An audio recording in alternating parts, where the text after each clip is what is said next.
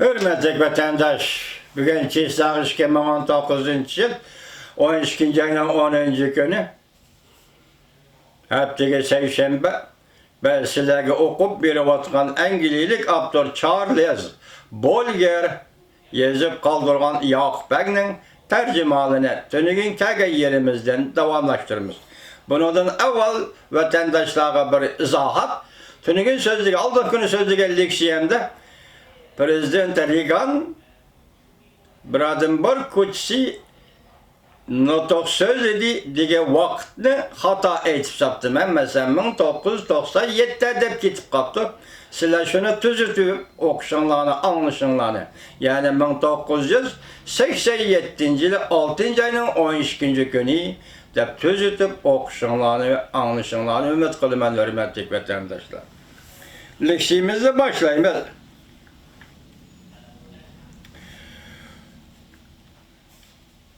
Hiçbir netice kazanmazdın. Kokanga kayta düşmanın karısını köle görmeli korkup kaçtı diyen Betnam'ı kelişi turgallı gepidi. Şunu Sıdık Beg ula okşalı kuramlık bilen iştahat kılışkı mecbur bol. Bozruk Han ahır öz atı boğusunun taxtiga yülep çıkarıldı.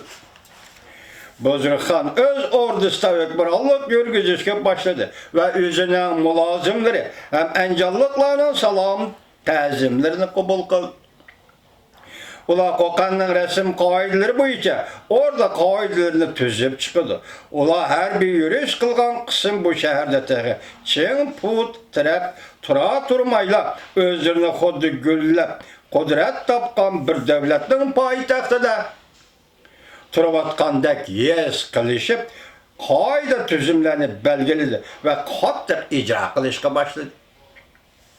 Sıdık Beg özünün ikinci dercelik orungu düşüp kalgalığını uzak kalmay sizip kaldı. Ve derhal yeni sardisyan götürüp özünü hükmüran dep ilan kıldı. Endi Yakup Beg'i baş götürüdüğün fırsat kelip kalgan idi. O hakimiyet yürgüzüş hukukunu öz koluğu aldı ve ta ki hiç nimege erzimeydiğen. Bozruk Han Hocun taxtın heydelgice bu hukukunu öz koluda məhkəm tuttu. Ula özünün Kırgız ittifakçıları hayırlı kılgandan keyin bu yeni Hocunun bayrağı astığı min bir cephada aran 3000 kişilik koşan toplayalım. Sıdık Beg uladın köp üstün turduğun çoğun koşunluk başta payitaxt bastırıp geldi. Yakup Beg bir mehal müdafiye vaziyeti turgan bolsumu, lekin o her günü digidek. Öz gazarmısını yeni adamlar bilen toluqlap durdu. Yakup Beg'nin rakibi Sıdık Beg bolsa, puralarının istaştığı irişerligidek birer nişanlı otturgu koya almagaçka, onun koşunu kündün künge azaysa azaydı ki herkes köpeymedi. Ahir bu iki koşun delme del elişti. Bu Cem Abdullah'ın batırlığı neticesi derhal umumizlik atakı qayınıp ketdi. Sıdık Beg'nin Kırgız koşunu ulanın şiddet bilen kılgan hücumuğa berdaşlık berelmey. Bir cemgide tiri-piren bulup keçti.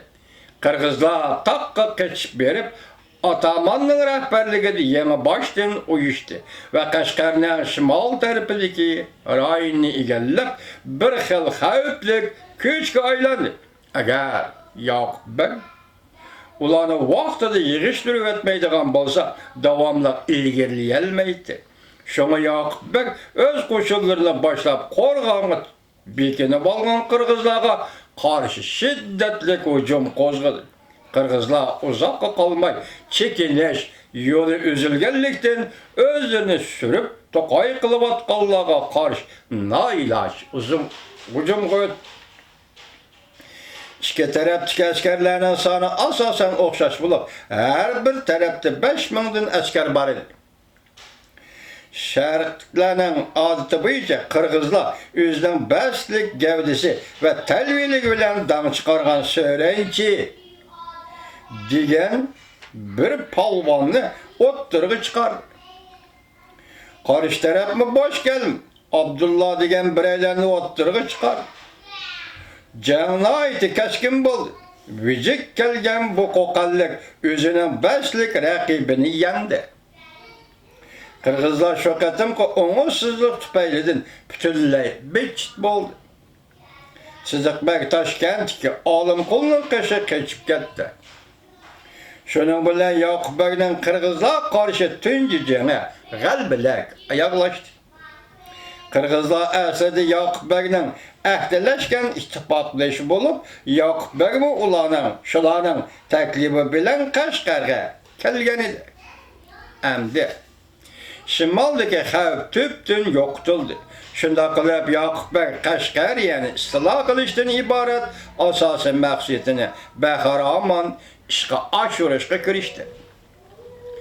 Yoqubbek bilan Bozorxon o'zining ishg'oliyatini qo'g'dash va har qaysi joylarni saqlab yotgan Xitoy qismlarini iskanjaga ilib turish uchun bir-birlar qo'shinni qoldirgandan keyin janubga qarab Yangisarga askar tortdi. Lashkar tortdi. Yangisarni besib olish ularga ancha qiyin bo'lmadi. Lekin ular jungoliklar bekinib olgan qo'rg'onga hujum qilganda zarbiyab chekinishga majbur bo'ldi. Yoqubbek Bozorxonni Qashqarga yo'lga solgandan keyin Yarkanni o'zining bevosita ta'siri ostiga olish uchun o'zi Yarkanga qarab ilgariladi. Mushu mezgilda Yoqubbek Buddistlarga qarshi g'azotda Tungallar yoki musulmonlar o'tirisi hech qanday fikr ixtilofi bo'lmasligi lozim. Xo'jalar bilan Tungallarning manfaati bir deb oshkora tashviq qildi. Xuddi yuqorida ko'rsatganimizdek 6 shahar rayonida Tungal yig'iligi hammadan avval Yarkanda portlagan edi. Şuna Yoqubbek bu yerdagi masala murassa asosida shimoldagi qo'shni shaharlardan burunroq hal qilish chorasini topdi. Chunki Qashqar bilan Yangisarda elga qorniyat qirg'iz atamani o'zi uchun bir xolliq yaratmoqchi bo'lgan edi. Bu chaqda Abdurahmon Xo'ja Yarkanga podshoh yoki hukmron qilib tiklangan edi. Jungoliklar o'zlarining qo'rg'ini bilan billa betchet bo'lgandan keyin Tungallar bilan Xo'jalar o'rtasida yana bir kelishim tuzildi. Kelishim bo'yicha Tungallar qo'rg'onni egalladi. Xo'jalar bo'lsa shahar ishini idora qiladigan bo'ldi. Her iki tarafdan hech qaysi har qanday kishining xo'ja yoki xon nomi bilan bütün o'lkaga oliy hukmron bo'lishi talabini o'ttirib qo'yishni yoqlamaydi. Albatta Yoqubbek dal mushundaq bir zotning vakili bo'lish uchun Yarkanga besib kelib o'tadi. Yoqubbekning qo'shini ko'p to'sqinliklar o'chirdi. Oxiri ming tasdiqda uning ozgina odamlari bilan shaharga kirishga ruxsat qilindi. Yoqubbek dindoshlaridan o'zi ana shunday dushmanlik bilan muomala qilayotganligini ko'rib, tabiiy holda qattiq terikdi. Shunga Yarkan hukmron o'rinda turayotgan xo'jalarning tanavini tortib qo'yishga jiddiy kirishib ketdi. Bir qatimliq majroda bu majroni mushu kozzab qo'qallikdan kushkurtganligi so'zsiz. Mushu xo'jalarning asosli kishilari qamoqqa ilindi. Ularning agash kishilari shahardan qo'g'lab chiqarildi. Shuning bilan Yoqubbek bir qancha 100 kishilik qo'shin bilan bu cho'ng shaharning xo'jayini bo'lib oldi. Lekin uning bu qatimqi muvaffaqiyati vaqtliq edi. Uning ta'limi ba'zi o'ngdan kelmay qoladi. Bu chog'da 2000 kishilik bir yangi qo'shin kuchadin Tag'orchiga yetib kelgan edi. Ular shu yerdagi va Yarkan atrofidagi qismlar bilan birlashdi. G'oyat zo'r qo'rqinchoq kuchni shakllantirdi. Yo'q, kechiringlar, g'oyat zo'r qo'rqinchli kuchni shakllandi. Ular o'zlarining son jihatdagi ustunligiga ishonch qilib, Yarkanga darhol hujum boshladi. Odatda qorong'ulikni tashabbus qiladigan Yoqubbek shahardan ular qarshi atakaga o'tdi. Lekin bir qatımlıq kichik jangda uning Abdullah boshchiligidagi kichik bir atriti mushu ofitserning yeniklik qilganligi sababidan piri-piram bo'lib ketdi. Yakup bek endi yerkendan çekinmesi zadı bo'lmaydiganligi ko'z yetgandan keyin yerkenni bo'shat dedi, kechilab yo'l besib, ikkinchi kuni Yangisarga qaytib keldi. Onun adamı ko'p chiqimga o'xshirmagan bo'lsa-mu, ammo o eğer qurol jabdoqlaridan ayrilib qoldi. Shuning bilan yerkanga qilingan bir qatimli harakatning natijasi yeniklik bilan qilingan tavakkalchilik bo'lib oxirlashdi. Bu chaqda Yangisar qo'rg'onidagi Xitoylar yangi tirkishib turib o'tadi. Yakup bek endi yangi tavakkalchiligini boshlashdan avval ularni yig'ishtirish qaroriga keldi. Ve Qashqarda yordamga askar yetkab kelib, qo'rg'onga bo'lgan qo'rishavni yangi boshdan chiqitdi. Qo'rg'ondagi harbiy qism 40 kunlik qattiq qo'rishavga bardoshlab berolmay oxiri taslim bo'ldi. Yakup bek garchi asirlarga rahmatlilik bilan muomala qilmoqchi bo'lsa-mu, lekin yanala 2000 lik jungulik qirib tashlandi.